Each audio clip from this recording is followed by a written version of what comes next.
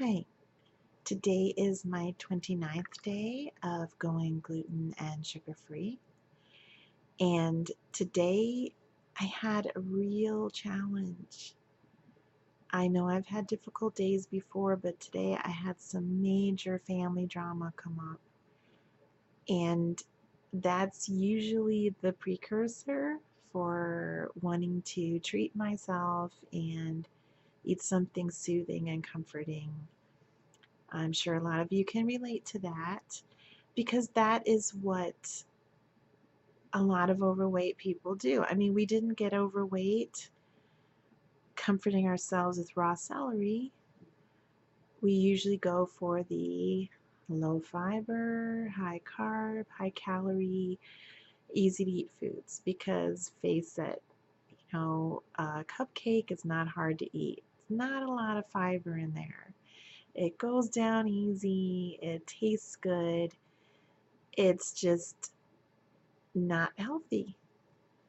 So I'm really working to change that. So when I do have those cravings, I I don't know, I didn't expect it because I've gone so long without sugar and gluten. I thought I was kind of past that, but I'm seeing now that when unexpected stress hits me, I go for my usual way of soothing myself in dealing with the stress. And it's easy to do. I mean, junk food is easily accessible. There's no stigma attached to it. I mean, there is if you're obviously overweight, but it doesn't have the stigma that other vices have. So a lot of people go for the junk food to deal with stress, which is very unhealthy, especially for me because I have the high blood sugar and I'm allergic to gluten, so I actually get sick eating that stuff. It's not just fat and calories. So, with this major family drama that was very stressful, those cravings to soothe myself just hit me like a ton of bricks. And it was a challenge to deal with. It really was. And I had to stop and really think about what is this about? And if I need this, it's like an intense physical craving, not just hunger, but just it was it's hard to explain. I'm sure there are those of you out there that know what I'm talking about. It's very intense and it's hard to deal with, but I'm proud to say that I dealt with it. And again, the way I dealt with it is remembering the addiction quality. When I see a box of Little Debbie snacks, for instance, right now, I don't think, oh, really, I should, yeah, it will taste so good, but the calories, the fat, the carbs, it's going to make me sick. My ankles are going to bloat and I'm going to be really tired the next day and I'm going to feel so terrible and it's going to stall my weight loss and I'm going to gain weight. I feel all those things because those are all true, but I also feel the fear of the addiction. I know what it's like to buy one box of Little Debbie snacks. I hate to mention specifics, but I have to mention something that is known to cause those cravings with the intention to eat one a day. I'm thinking, oh, well, it's not that many carbs with 30. That's reasonable for dessert. So I'll buy this box and have one a day. Oh, what? There's six? That's almost a whole week. So I'm getting a whole week of desserts for $1.50.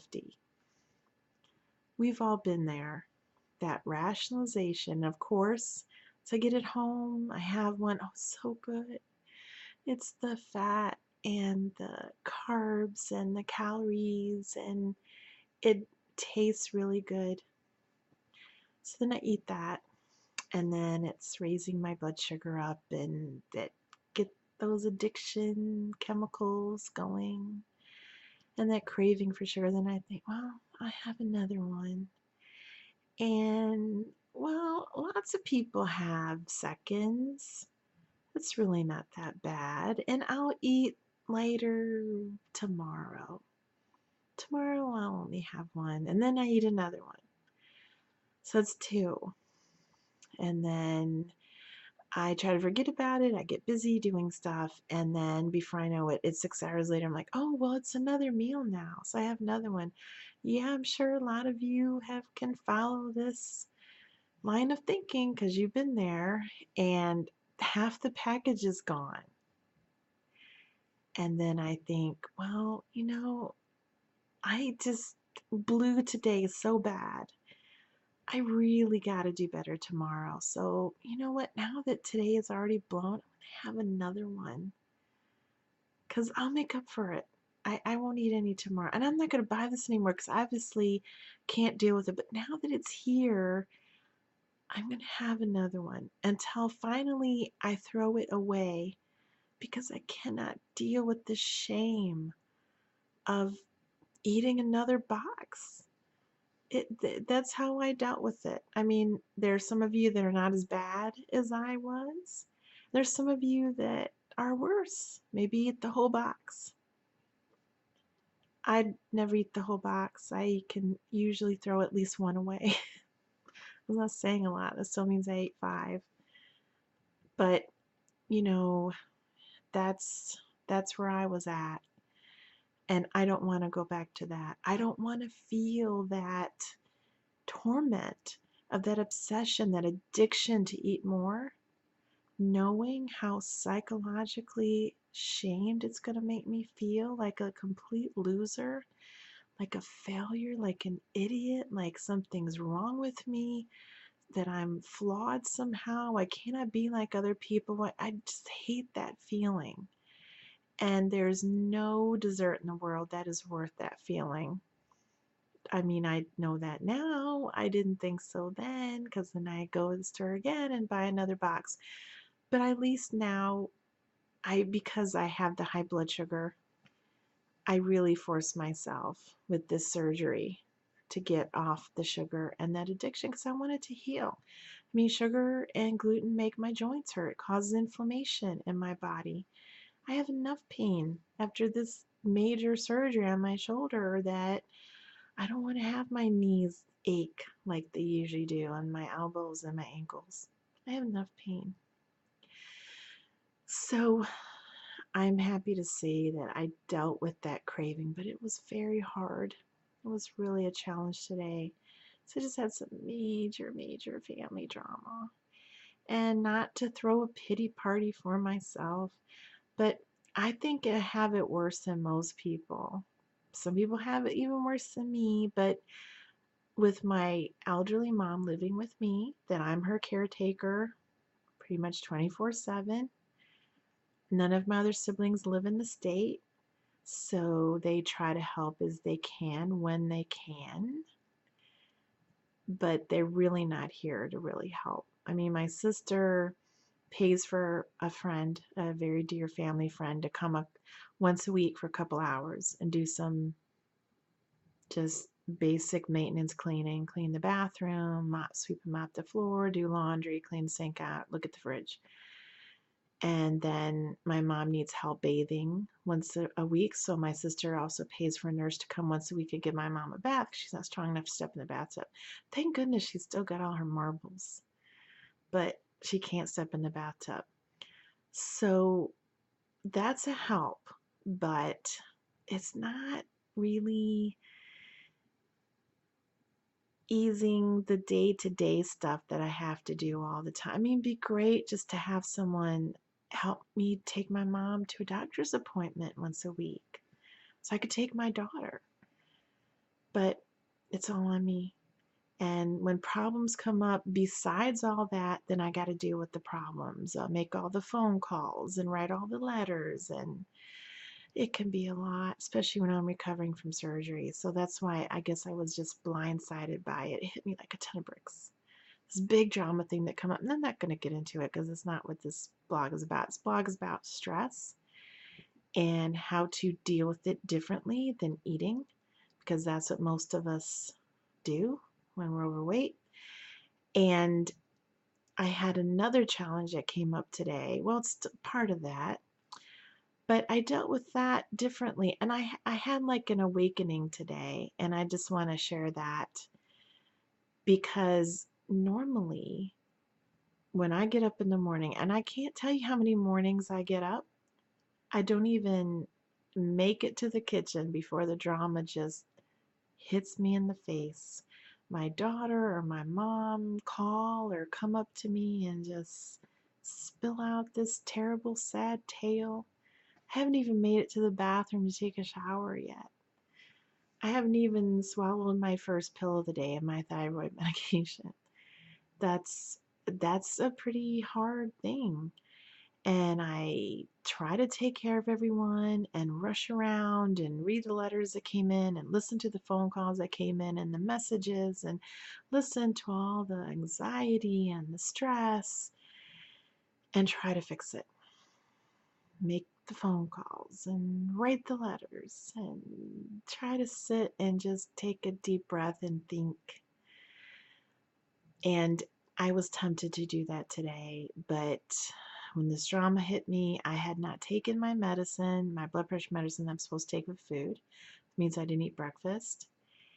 And the old me would have rushed around and not realized that I didn't take my medicine until I started feeling my blood pressure rising up. I feel kind of anxious, kind of hot. My heart races. And then I look at my watch, like, it's 4 o'clock. I haven't eaten any. Oh, I didn't take my blood pressure medicine. I can't tell you how many times I've done that. I've lived like that. And today I didn't do that. And I'm very proud of myself because that's a huge step. It's a huge step. I mean, women, especially in my position, being a caretaker for 2 generations, we take care of everyone but us.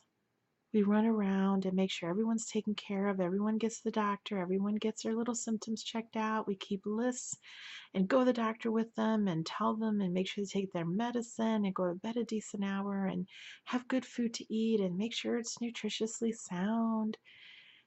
And what do we do for us?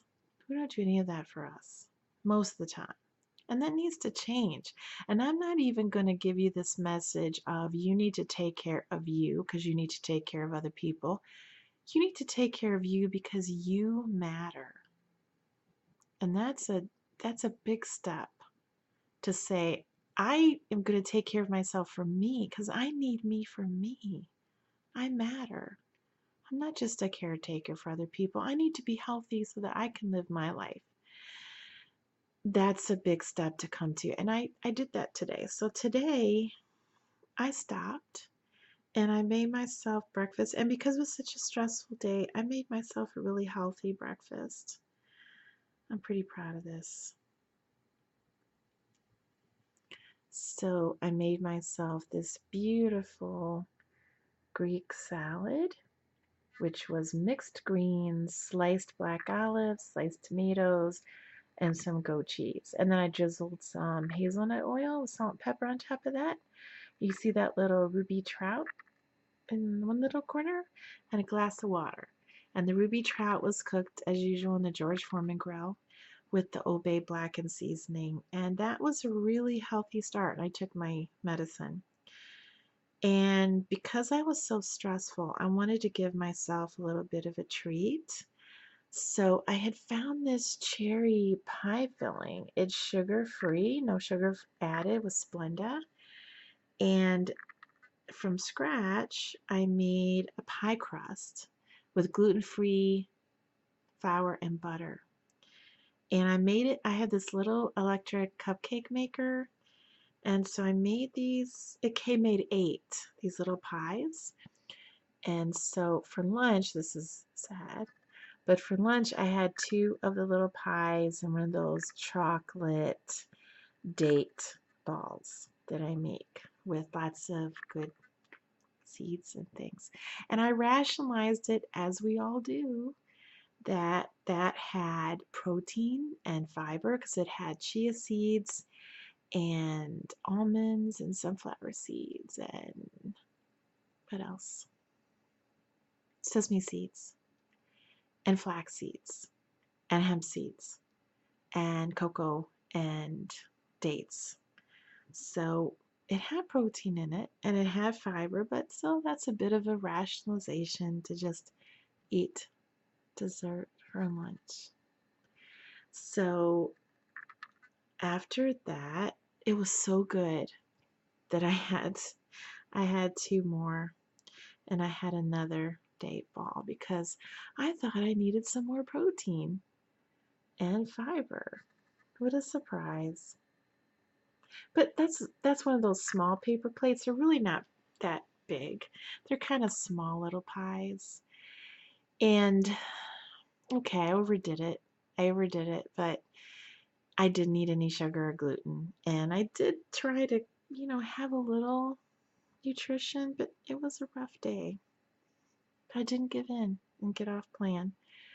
And so then for dinner, I had another little piece of fish and I had green beans almondine, and they were really good. I got that at Walmart, and it's in a boxes in the frozen section. They were actually very good, very easy to make, and I just sprinkled some onion powder on it and a little bit of butter and salt, and I was good to go. And of course, I had to have dessert with dinner, even though I had dessert for lunch. So I had, okay, it made 8, so I had 4 for lunch. I had the 2 and then I had 2 more. So I had 4 left. I dropped one on the floor. So I had 3 for dessert for dinner, the last 3, and then 2 of the stevia nut squares that I made because I was trying to cut down on carbs. A little late for that, I know, but I tried. Those don't have any dates in it. It's just the different nuts and some cocoa and some stevia and peanut butter and some coconut oil. And then, surprise, surprise, I was still hungry after that. So I had the rest of the barbacoa beef and another one of my little squares. And I did not have tortillas with that because I had enough carbs for today. So I think I did pretty good, all things considering. I didn't go off plan. I took care of myself. I did something nurturing and nice for myself with the pies. I did overdo it a little bit, but I didn't go off plan. So I think all in all, I dealt with this really stressful day pretty successfully. So I hope all of you are doing well. I hope you found some encouragement from this video. I hope it helps you. And I hope you're taking good care of yourself. Okay? Bye.